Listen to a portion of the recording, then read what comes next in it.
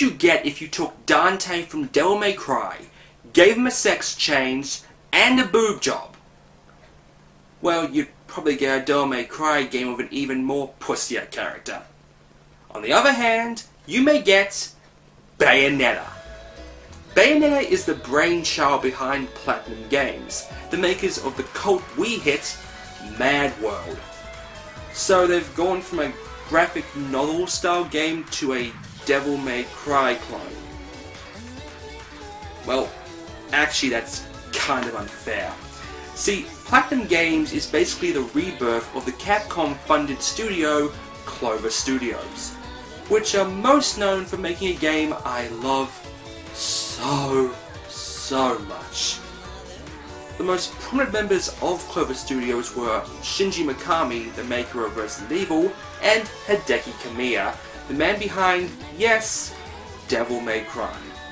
Sadly, Capcom dropped funding of Clover, and instead of going back to them like Capcom thought they would, Hideki and Shinji moved on and created their own studio, Platinum Games.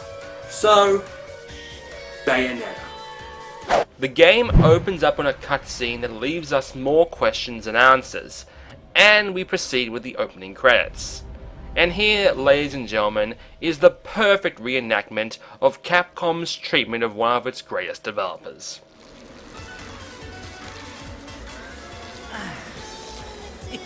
It looks like Humpty Dumpty's taking his last fall. Lovely. So, is Bayonetta just a Devil May Cry clone? I mean, what is it about this game that's so different?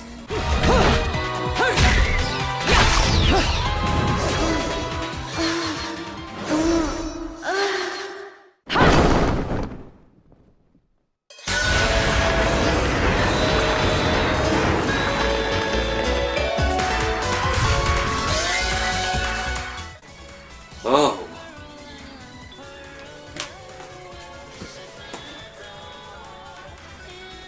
Continue.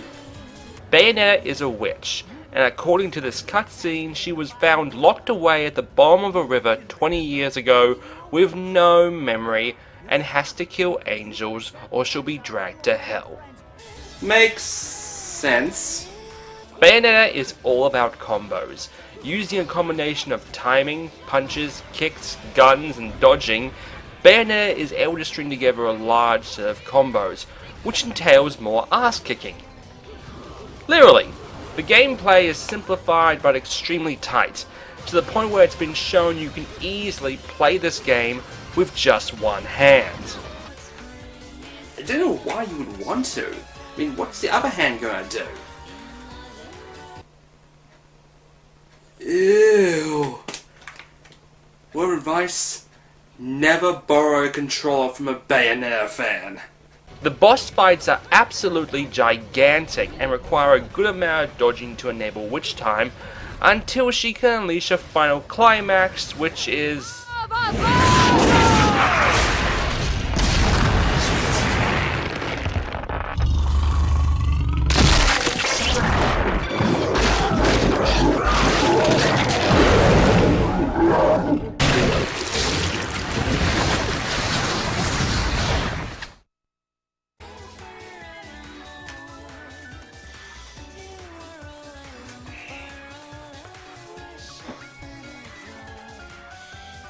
Don't judge me. Bayonetta's main goal is medals. Medals are awarded after every battle during a level and are decided on A. how many combos were performed, B. how much damage you took, and C. how long the battle took. One major problem though is some medals are achieved in locations that require backtracking. This can cause you to end a level thinking you've acquired all the medals and discovered you missed 4 of them, lowering your final score. Word of advice, don't try and follow the story first way through. It's so damn convoluted and twisted you need a fucking whiteboard just to figure out how it all comes together. But the worst part of gameplay is quick time events. Oh joy! These come out of nowhere, and it's almost impossible to achieve these unless you've memorized the gameplay.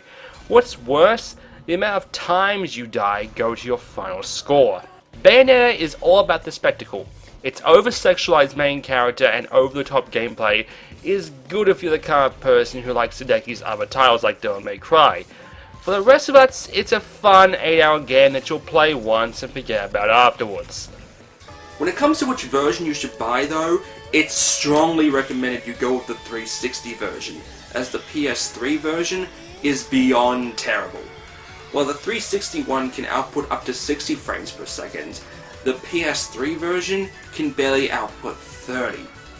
Not to mention load times on the PS3 are almost triple that of the Xbox 360. Well folks, I'm Enigma, I'll see you again next week, and if you don't mind me, I'm going to do some laundry.